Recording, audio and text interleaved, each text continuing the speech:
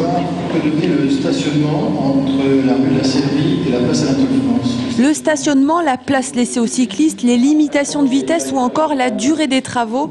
La réunion publique d'hier aura permis aux élus de rassurer certains riverains et de présenter la première ligne du tramway. Jusqu'à la place Jean Jaurès, le tram prendra la place du bus. La traversée du pont Wilson se fera à 30 km/h et la circulation sera fermée aux voitures sur une partie de la rue nationale. Des changements et un chantier long qui inquiètent certains commerçants. Si on prend le centre des Halles de Tours, si je prends le week-end, c'est 3500 personnes qui viennent faire les courses le week-end des Halles. Alors imaginez un week-end de Pâques où les gens ne peuvent pas venir, où les gens ne peuvent pas accéder comme ils veulent sur les Halles de Tours, ce qui veut dire que les Halles de Tours vont sur une perte de chiffre d'affaires. Dans toutes les villes, on le sait.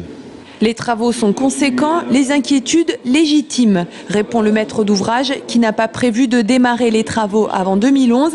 Des réalisations qui se feront phase par phase. Objectif affiché, limiter la gêne occasionnée et accompagner les professionnels dans ces grands changements.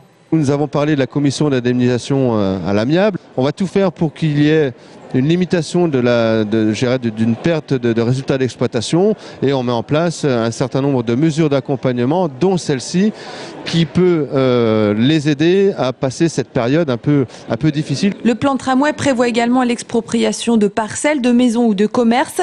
C'est le cas d'un restaurant situé sur l'île aux Vinci, près de la gare. Le restaurant devrait disparaître. Des contacts nous ont été apportés d'abord par un architecte qui envisageait une étude de faisabilité. Ensuite, une société d'aménagement est venue nous voir, nous demander un certain nombre de documents pour une éventuelle indemnisation. Donc nous faisons des propositions, nous discutons. Nous sommes bien sur un processus amiable sur toute cette année et nous avons abouti déjà sur quelques discussions et de négociations qui passent régulièrement au conseil, au comité syndical du site 4. Au total, 200 propriétaires seraient concernés par les expropriations.